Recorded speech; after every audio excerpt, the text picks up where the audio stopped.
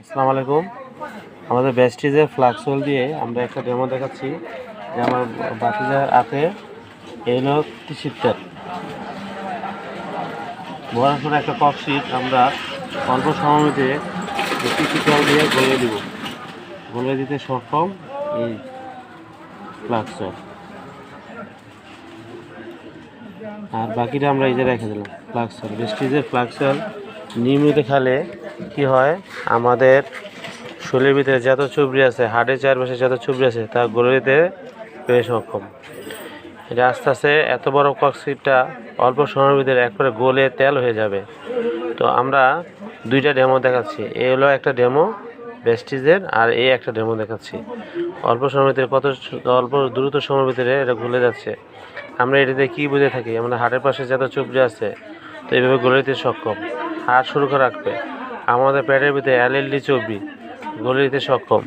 আর কি করবে, আমরা দাঁত খাওয়ার পরে যে হাতে যে চর্বি জমে থাকে তখন আমরা পেটের ভিতরে ঢুকে যায়, ওই চর্বিটা এইভাবে গলে দিতে সক্ষম, এভাবে গলে যাবে। আমরা নিয়মিত ফ্লাক্সোল খেলে কি হবে, আমাদের স্মৃতিশক্তি প্রখর হবে, ভুলে যাওয়ার প্রবণতা কমে যাবে, এমন হার্ট সুরক্ষা থাকবে আর শরীর ঝরঝরা থাকবে। এভাবে বাতিজা তোমার হাতে যে এই যে ফ্লাক্সোলটা দিলাম, দিয়ে যে ডেমোটা করতেছি, তোমার দেহ তো তোমার অ্যালার্জি রিয়েক্টিভ বা এরকম কিছু লাগে বাতিজা? না লাগে না। বাতিজা দেহ তো তুমি দেখলা না, দেহ তো অল্প সময়ের ভিতরে দেহ তো কি হয়ে যেতেছে, একবার তেল হয়ে যেতেছে, একবার তেল হয়ে যেতেছে এই অল্প সময়ের ভিতরে, আর অল্প সময়ের ভিতরে আছে।